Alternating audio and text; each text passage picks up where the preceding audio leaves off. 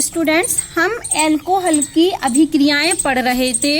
OH बंध टूटने की वजह से और कार्बन और ऑक्सीजन के मध्य बंध टूटने की वजह से, मतलब ऑक्सीजन और हाइड्रोजन के मध्य बंध टूटने वाली अभिक्रियाएं पढ़ चुके हैं और कार्बन और ऑक्सीजन के मध्य बंध टूटने वाली अभिक्रियाएं हम पढ़ चुके हैं। तो उसी क्रम में आज हम पढ़ रहे हैं एल्कोहल की एक अभिक्रिया, जो जिसमें हम क्या करते हैं, एल्कोहल का ऑक्सीकरण। तो हम क्या पढ़ रहे हैं आज, एल्कोहल का ऑक्सीकरण पढ़ रहे हैं। और आप ऑक्सीकरण जानते हैं, कक्षा 11 में आप पढ़ चुके हैं कि ऑक्सीजन के जुड़ने को, ऑक्सीजन में वृद्धि को, ऑक्सीजन में जुड़ने को हम क्या कहते हैं, ऑक्सीकरण कहते हैं। जैसे ये कार्बन लिया, ये O2 लिया, ये क्या बन गया, CO2, तो ये क्या हो गया, ऑक्सीकरण। तो हम जानते हैं कि ऑक्सीजन के जुड़ने को ऑक्सीकरण, मतलब ऑक्सीजन में वृद्धि को ऑक्सीकरण, और हाइड्रोजन में कमी को, हाइड्रोजन के निकलने को ऑक्सीकरण कहते हैं। दो परिभाषाएं ऑक्सीकरण की, पहली ऑक्सीजन के जुड़ना ऑक्सीकरण होता है और दूसरा हाइड्रोजन का निकलना ऑक्सीकरण होता है। तो आप जानते हैं कि ऑक्सीकरण में हाइड्रोजन निकलता है, क्या होता है, हाइड्रोजन निकलता है, मतलब बी हाइड्रोजनन, बी मतलब निकलना।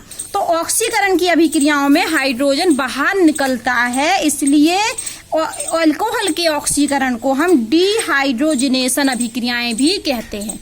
डिहाइड्रोजनन अभिक्रियाएं, इंग्लिश में डिहाइड्रोजिनेशन रिएक्शंस भी कहते हैं। तो एल्कोहल के ऑक्सीकरण को हम डिहाइड्रोजिनेशन कहते हैं, क्योंकि इसमें क्या होता है, हाइड्रोजन बाहर निकलता है, मतलब कमी होती है। हाइड्रोजन में क्या होती है, कमी होती है, हाइड्रोजन में कमी होती है या बाहर निकलता है। ठीक है, हाइड्रोजन के बाहर निकलने को डिहाइड्रोजिनेशन भी कहते हैं। अब बात सुनिए कि जब ऑक्सीकरण होता है एल्कोहल का, तो एल्कोहल में क्या होता है, ये CH3OH लिख रही हूं मैं, CH3OH, तो H3 पीछे लिख देता हूं, ये O और ये H।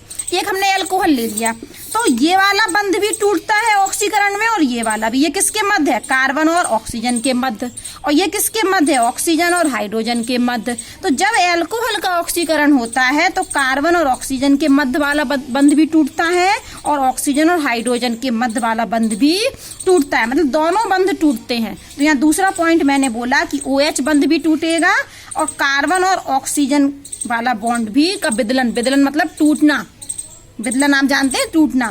तो एल्कोहल के ऑक्सीकरण को हम डिहाइड्रोजिनेशन भी कहते हैं, क्योंकि इसमें हाइड्रोजन बाहर निकलता है। दूसरा पॉइंट कि एल्कोहल के ऑक्सीकरण में दोनों बंध टूटते हैं, कौन कौन से, कार्बन और ऑक्सीजन के मध्य वाला और ऑक्सीजन और हाइड्रोजन के मध्य वाला। दो पॉइंट हो गए। तीसरा पॉइंट, एल्फा हाइड्रोजन होना चाहिए, किसमें, एल्कोहल में। एल्कोहल में एल्फा हाइड्रोजन होना चाहिए, तभी ऑक्सीकरण होता है, किसका, एल्कोहल का। तो आप एल्फा हाइड्रोजन तो जानते ही हैं, क्या जानते हैं एल्फा हाइड्रोजन, कि कोई भी ग्रुप ऐसे OH है तो OH के बगल वाला कार्बन, जिस कार्बन पर ग्रुप जुड़ा हो उस कार्बन को हम एल्फा कार्बन कहते हैं, और उसके और बगल वाला बीटा कार्बन, और बगल वाला गामा कार्बन। जैसे हम ऊपर आपको दिखाते हैं, यहाँ देख लीजिए आप, ये हमने लिया, ये CH3, ये CH2 और ये OH, ठीक है। तो ग्रुप कहाँ दिख रहा हमें, ये OH दिख रहा है, ये ग्रुप है। इस ग्रुप, ये ग्रुप किस कार्बन पर है, इस कार्बन पर। तो इस कार्बन को हम क्या कहेंगे, एल्फा कार्बन, और इस कार्बन के बगल वाले कार्बन को बीटा कार्बन। तो ये बीटा कार्बन है, ये एल्फा कार्बन है। एल्फा कार्बन पर उपस्थित हाइड्रोजन को हम एल्फा हाइड्रोजन कहते हैं, और बीटा कार्बन पर उपस्थित हाइड्रोजन को हम बीटा हाइड्रोजन कहते हैं। तो तीन बातें मैंने बताई कि एल्कोहल का ऑक्सीकरण को हम डिहाइड्रोजिनेशन भी कहते हैं, क्योंकि इसमें हाइड्रोजन बाहर निकलता है, ऑक्सीकरण में हाइड्रोजन बाहर निकलता है और ऑक्सीजन जुड़ती है।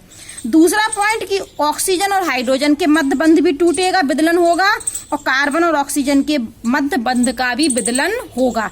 तीसरा पॉइंट है कि एल्कोहल में एल्फा हाइड्रोजन होना चाहिए, और एल्फा हाइड्रोजन आप जानते हो, कोई भी जो समूह जिस कार्बन पे जुड़ा है, कोई भी समूह जिस कार्बन पर जुड़ा है उस कार्बन को हम एल्फा कार्बन कहते हैं, और इस कार्बन पर उपस्थित हाइड्रोजन को एल्फा हाइड्रोजन कहते हैं, और इस कार्बन के बगल वाले को बीटा कार्बन, और इन हाइड्रोजन को बीटा हाइड्रोजन, और बगल में कार्बन होगा तो गामा कार्बन और गामा हाइड्रोजन।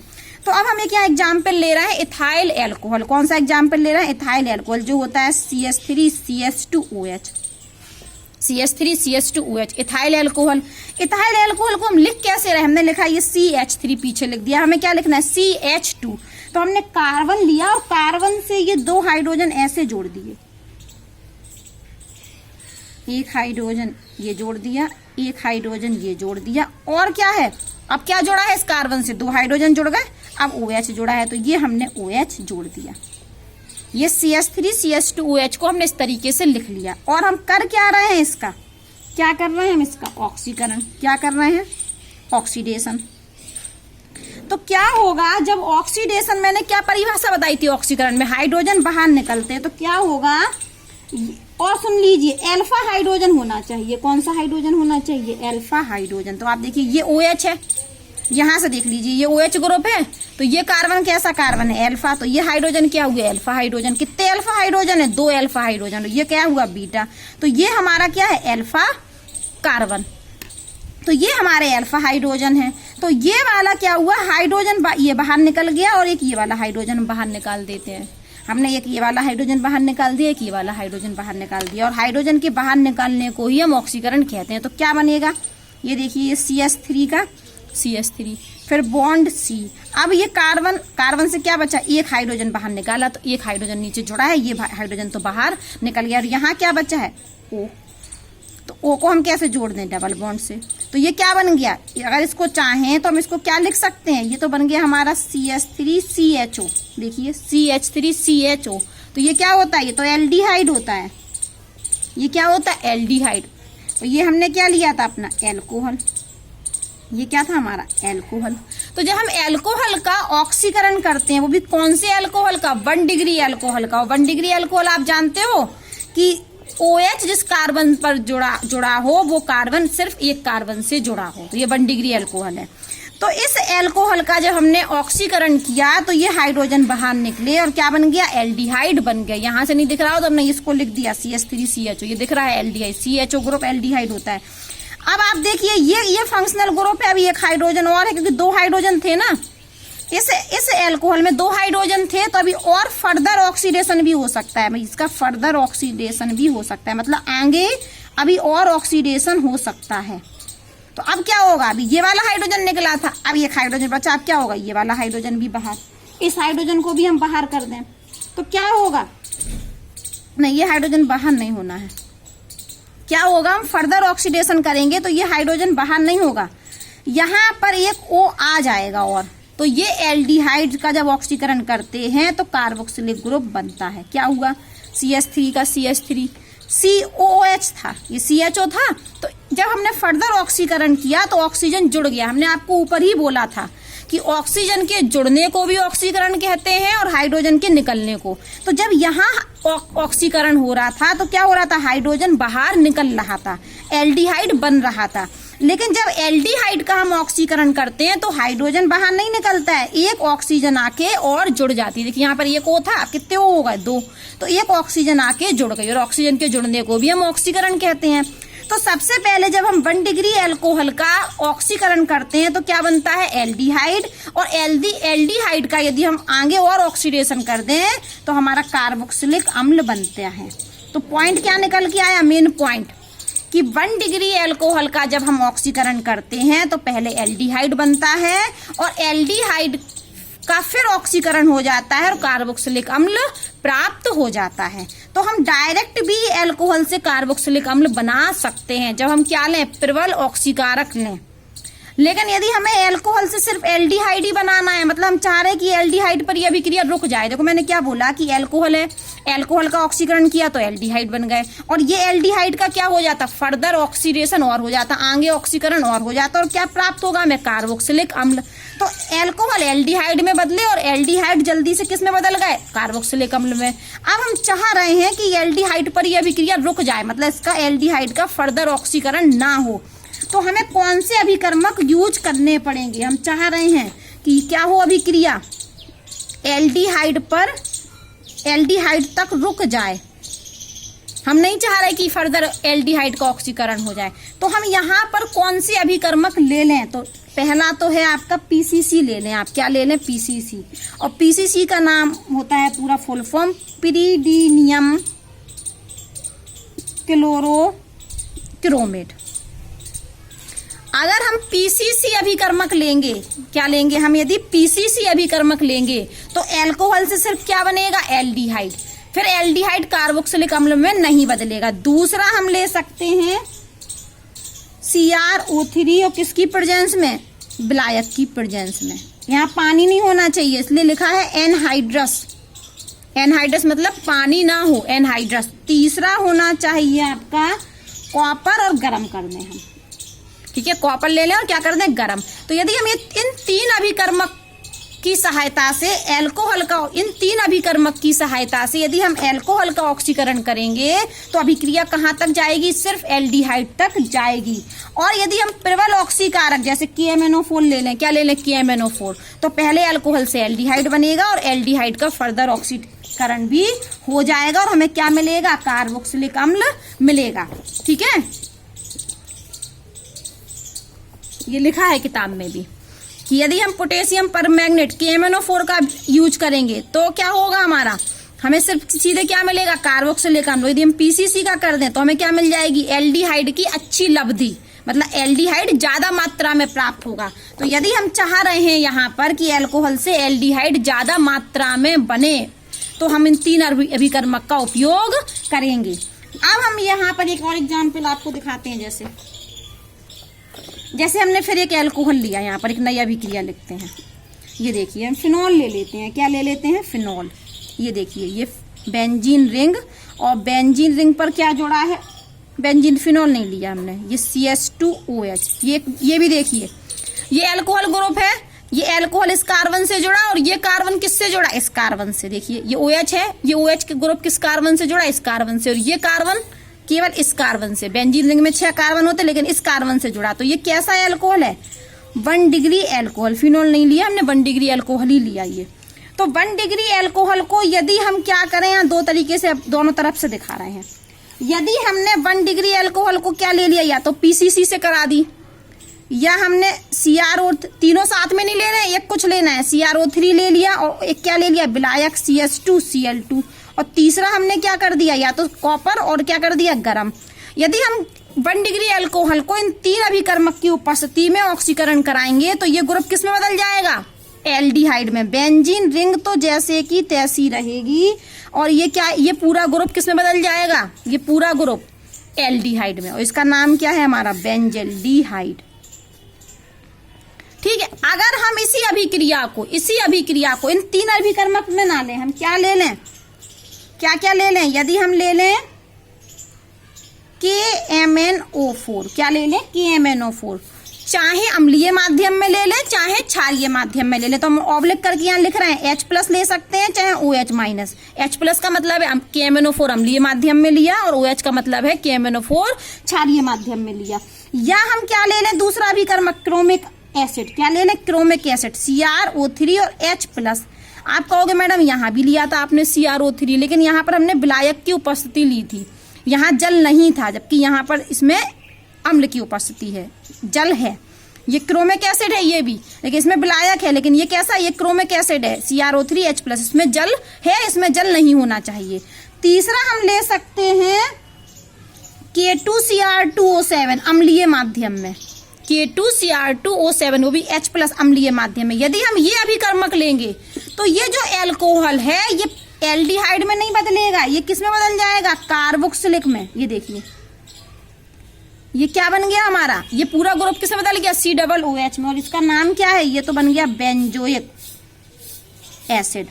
तो हम आपको ये बताना चाह रहे हैं कि अल्कोहल का जब हम ऑक्सीकरण करते हैं तो पहले अल्कोहल एल्डिहाइड बनाते हैं और एल्डिहाइड का फर्दर ऑक्सीकरण और आगे ऑक्सीकरण हो जाता है और अल्कोहल क्या बन जाते हैं, कार्बोक्सिलिक अम्ल में ऑक्सीकृत हो जाते हैं। लेकिन यदि हम चाह रहे हैं एल्डिहाइड ज्यादा बने तो हम कौन से अभिकर्मक यूज करें, ये वाले, क्योंकि यही वाले तो हमने यहाँ लिखे, तो इससे क्या बना, 1 डिग्री अल्कोहल से एल्डिहाइड।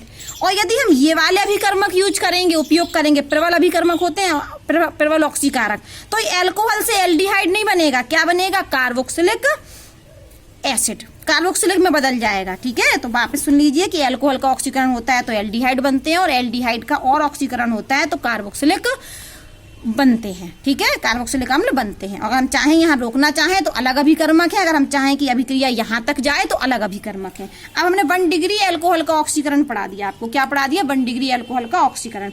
अब जल्दी से हम 2 डिग्री अल्कोहल का ऑक्सीकरण देख लेते हैं। किसका?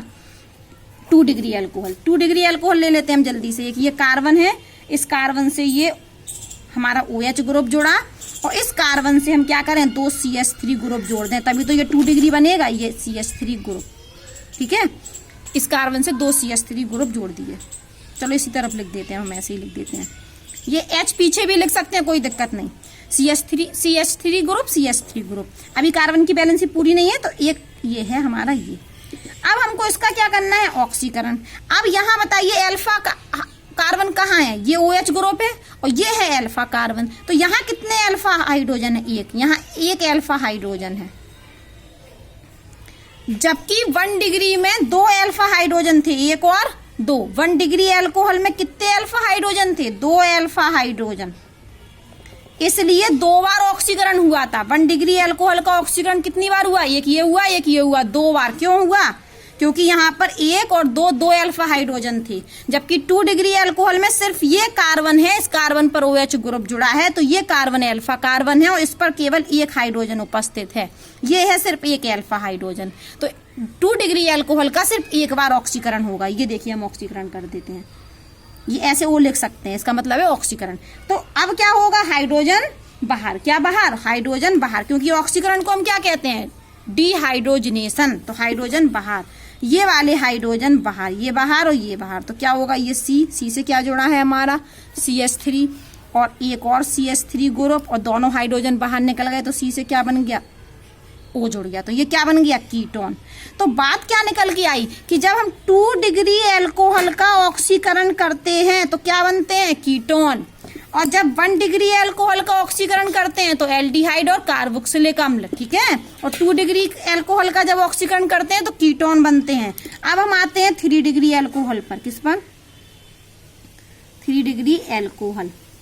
3 डिग्री अल्कोहल बना लेते हैं हम। एक ये लीजिए, ये C, ये CH3, 3 कार्बन जोड़ दें, ये CH3, ये CH3 और ये OH।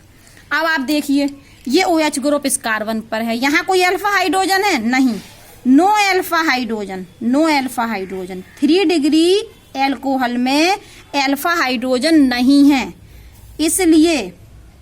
इसलिए इसका ऑक्सीकरण होगा ही नहीं। डिहाइड्रोजनेशन तो नहीं होगा इसका, मतलब इसमें हाइड्रोजन तो बाहर नहीं निकलते हैं। इसमें क्या बाहर निकलता है? जल का अणु बाहर निकलता है। अब इसकी अभिक्रियाएं देखते हैं। पहले मैंने बोला कि 1 डिग्री अल्कोहल का जब हम ऑक्सीकरण करते हैं तो एल्डिहाइड बनता है, और एल्डिहाइड का और ऑक्सीकरण होता है तो क्या बनता है? कार्बोक्सिलिक अम्ल बनता है। 2 डिग्री अल्कोहल में जब हम डिहाइड्रोजनेशन करते हैं, हाइड्रोजन को बाहर निकालते हैं तो कीटोन बनता है। और 3 डिग्री अल्कोहल का ऑक्सीकरण नहीं होगा, क्योंकि कोई भी अल्फा, यहाँ कोई हाइड्रोजन है नहीं, तो अल्फा हाइड्रोजन नहीं है, इसलिए ऑक्सीकरण नहीं होगा, हाइड्रोजन बाहर निकलेगा ही नहीं। तो अब हम एक अभिक्रिया आपको पढ़ा रहे हैं, डिहाइड्रोजनेशन ऑफ अल्कोहल। तो आप देखिए, ये 1 डिग्री अल्कोहल लिया, किसकी उपस्थिति में? कॉपर, और गर्म किया, तो क्या बनेगा हमारा? एल्डिहाइड। ये देखिए एक अभिक्रिया मैंने लिखी है, CH3 CH2 OH। प्राथमिक अल्कोहल है, ये 1 डिग्री अल्कोहल है। हमने कॉपर की उपस्थिति में इसको गर्म कर दिया। तापमान कितना लेते हैं? 573 केल्विन। तो हमारा ये देखिए अल्कोहल ग्रुप एल्डिहाइड में बदल गया। अब हमने 2 डिग्री अल्कोहल लिया, तो हम 2 डिग्री अल्कोहल लेते हैं तो क्या बनता है? कीटोन। ये देखिए, ये 2 डिग्री अल्कोहल लिया, ये कार्बन है, इस कार्बन से ये OH ग्रुप जुड़ा और ये 2 CH3 ग्रुप जुड़े, तो डिहाइड्रोजनेशन हुआ। ये वाला हाइड्रोजन बाहर और ये वाला हाइड्रोजन बाहर, तो ये क्या बन गया? इन दोनों हाइड्रोजन को बाहर निकाल दो। ये देखिए, ये भी निकल गया, ये भी निकल गया, तो कीटोन बन गया। यही तो लिखा था कि 1 डिग्री अल्कोहल का जब ऑक्सीकरण करेंगे तो एल्डिहाइड बनेगा। अब आगे ऑक्सीकरण होगा तो कार्बोक्सिलिक अम्ल बनेंगे। 2 डिग्री अल्कोहल का करेंगे तो कीटोन बनेगा। किसकी उपस्थिति में बता रहे हैं हम? कॉपर की उपस्थिति में, गर्म करने पर। अब हमने 3 डिग्री अल्कोहल लिया, तो यहाँ पर हमारी बनती है एल्कीन। क्या बनती है? एल्कीन। देखिए क्या हुआ यहाँ पर? डिहाइड्रोजनेशन नहीं हुआ, क्या लिखा है? डिहाइड्रेशन, जल का अणु बाहर निकला। देखिए क्या हुआ, ये कार्बन है, इससे ये 3 1 2 3 क्या जुड़े हैं, एल्काइल ग्रुप, और इससे जुड़ा है ये OH ग्रुप। तो यहाँ पर ये H नहीं निकलेंगे, ये वाला भी H जाएगा, ये CH3 था, इस CH3 को हमने खोल के लिख दिया, ये CH3 का एक H यहाँ लिख दिया, तो ये हाइड्रोजन भी गया और ये OH भी गया, तो क्या निकला, जल का अणु बाहर निकला। तो इस क्रिया को हम निर्जलन बोलते हैं, इंग्लिश में डिहाइड्रेशन। तो अपना नियम क्या निकला कि 1 डिग्री एल्कोहल का जब हम डिहाइड्रोजनेशन करते हैं, मतलब ऑक्सीकरण करते हैं, किसकी उपस्थिति में, कॉपर की उपस्थिति में। तो 1 डिग्री एल्कोहल का जब हम कॉपर की उपस्थिति में ऑक्सीकरण करते हैं तो एल्डिहाइड बनते हैं। 2 डिग्री एल्कोहल को जब हम कॉपर की उपस्थिति में ऑक्सीकरण करते हैं तो कीटोन बनता है। और 3 डिग्री एल्कोहल का जब हम कॉपर की उपस्थिति में ऑक्सीकरण करते हैं तो एल्कीन बनती हैं। लेकिन यहाँ पर डिहाइड्रेशन होता है, ठीक है।